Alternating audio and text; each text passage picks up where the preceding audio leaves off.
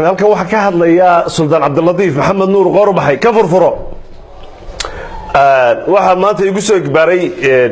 maxay haytay inaan saxaafadda la hadlo waanu yaabnay xalay waa la yaabay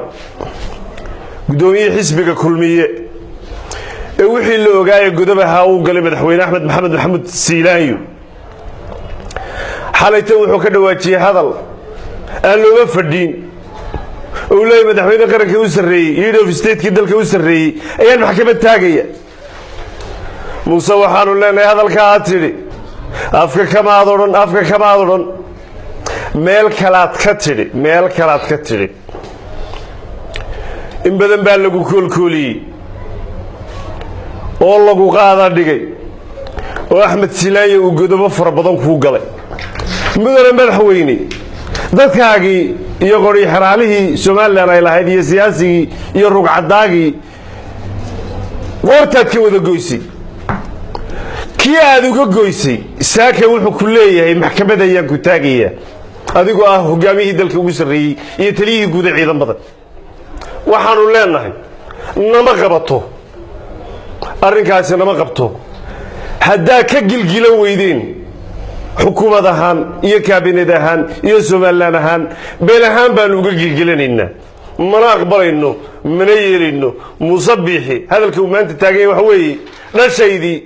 قال ما الله ينجير الله يسي مركو أركي سياسة ديسي إنه يفشل لقطي أو محيا هيتوي لقى قولي يسريه أو أركي حالة ديسي إنه ما أنت أيزو قاعد يقرقر حق أنو يرسينه يهاي يسقي يحسب جيسيبه أيوة ما أنت وحكونا واقعين يا مدحوين دلك وسري وحن سو تاجي يا محكمة وحن لنا unless improvement دنبي خوف كستوى بلا دنبي إلا دنبي كو عضاضو أحمد سيلاي وإنوسنتي بلا دنبي وي دنبي كليه وقال وحي هاي قربيال كوكو قربيالي حق دردي أتكو قادتي قدومي نمدي حسبك إيا مشرحي حسبك إبنتا هايات قادتي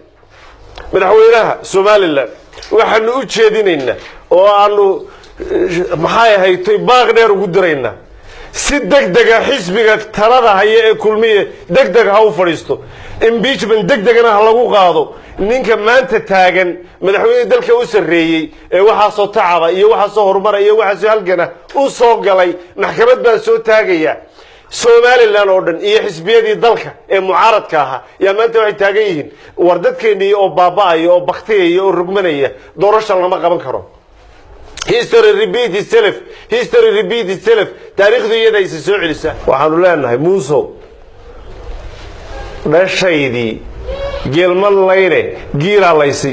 ayaa taagan tahay maanta markaad aragtay in laga adkaaday ayaad madaxweynihii dalka u sareeyay ee xilka banaynayay isku soo qaaday waxaanu kaloo leenahay madaxweynaha dhalaankii ku ogol yaa dhabta lagu sitaa muuse waa diiday in la sido كل أمتي يدخلون الجنة إلا من أبى موسى وإسكديدي إنه نقدم مدحوينها السنة الصومالي الآن وبالله توفيق وين الداي موسى وين الداي